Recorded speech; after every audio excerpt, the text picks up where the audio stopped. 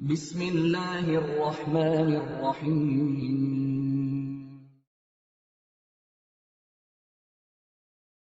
Assalamu alaikum wa rahmatullahi wa barakatuh. Since September 2019, the Islamic Education Trust Human Welfare Department has positively touched over 6,500 lives through its intervention program, the food aid program, the financial aid program, Qurbani meat distribution during Eid al-Adha, Widows Empowerment Program, the Orphan Care Program, and the Tree Planting Program. For this good work to continue and be sustained, we need your continuous support. Jazakumullahu khairan as we look forward to your generous donation. Wassalamu alaikum wa rahmatullahi wa barakatuh.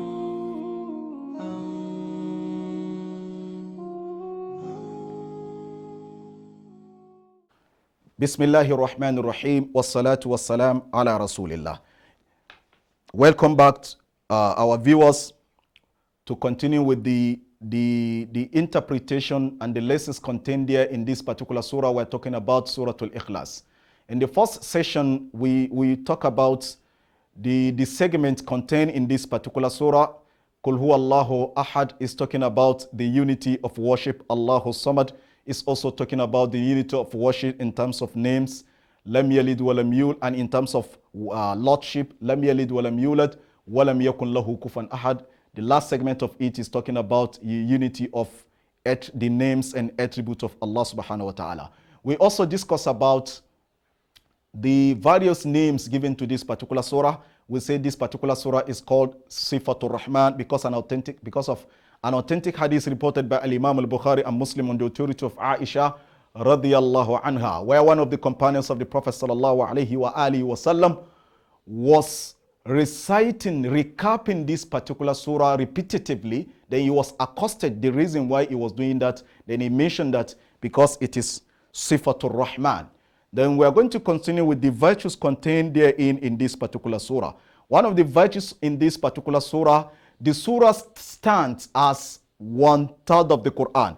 If a Muslim should sincerely, with a sanctity of purpose, to recite Suratul Ikhlas just once, is equivalent to a person that reads the 1/3 of the Qur'an.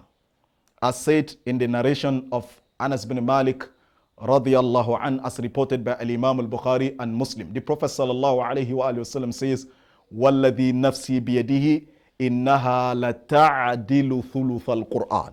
I swear with Allah that this particular surah, lata'dilu thuluth al-Qur'an, it stands in the position of 1/3 of the Qur'an. So the scholars of tafsir, they tagged this to be one of the virtues of Surah Al-Baqarah. Surah Al-Ikhlas. Another angle depicting the virtues of this particular surah we're discussing about, that it gives this particular surah, it earns an individual to have reward of Jannah from Almighty Allah subhanahu wa ta'ala. This can be deciphered in an authentic hadith reported by Al-Imam al-Bukhari and Muslim on the authority of Aisha radiyallahu anha. The Prophet sallallahu alayhi wa sallam, when there was expedition sent by the Prophet Muhammad sallallahu alayhi wa sallam, and he happens to be their leader, and whenever he wants to commence the surah, he used to comment after the recitation of Surah Al-Fatiha, he used to recite Surah Al-Ikhlas. Then they said, why is it that this person always recites Surah Al-Ikhlas? He said, because he loves this particular surah. And when the Prophet ﷺ was given an information concerning the response of these companions of the Prophet Muhammad ﷺ that normally recite Surah Al-Ikhlas, Qul huwa Allahu ahad, Allahu samad, lam yalid wa lam yulad, wa lam yakun lahu kufuwan ahad, in each unit of rakah, the Prophet said, Hubbuka iyyaha adkhalakal jannah.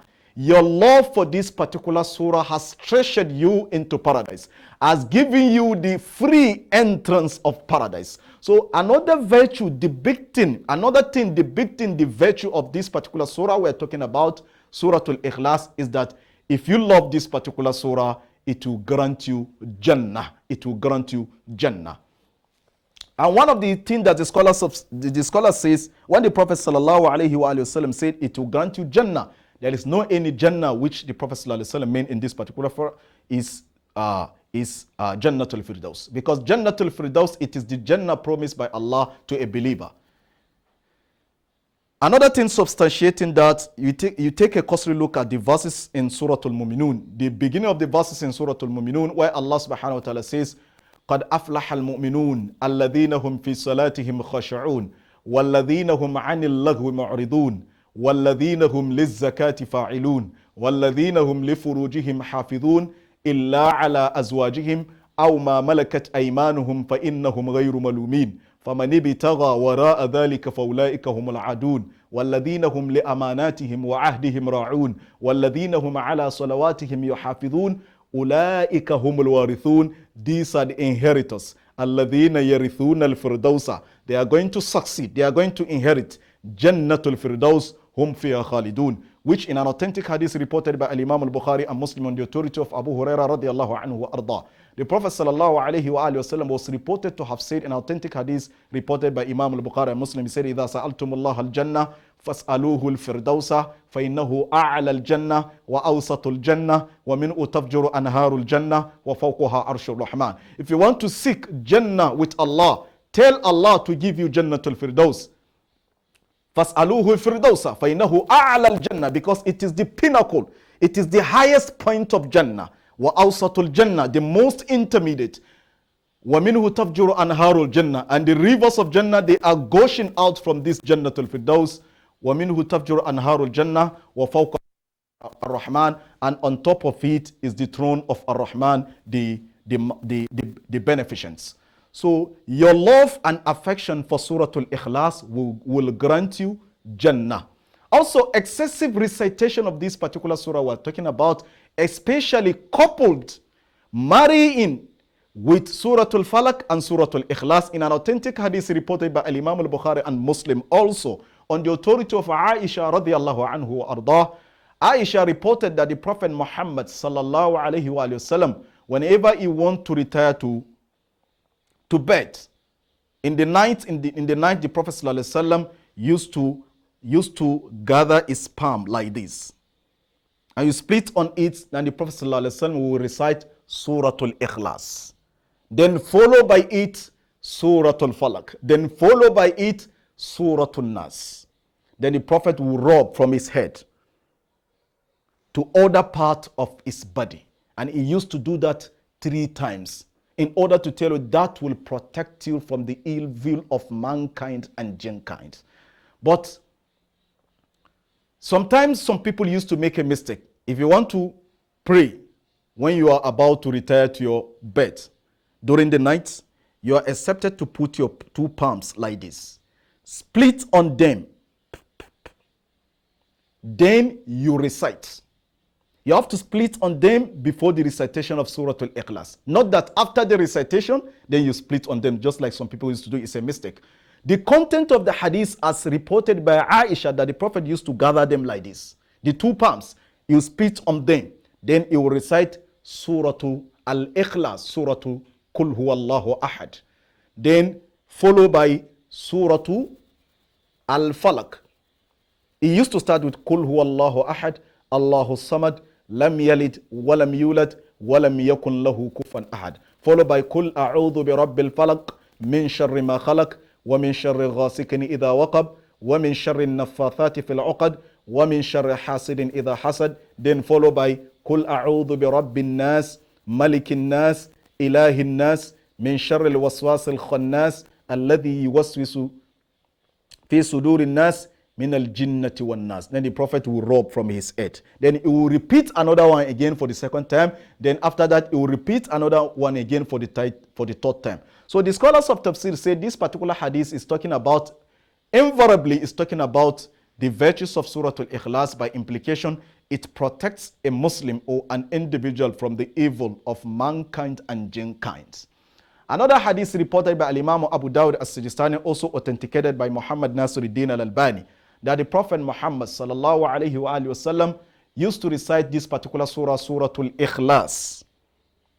in Salatul Sabah, and Surah Al-Falaq once, thrice in Salatul Sabah, after Salatul Sabah.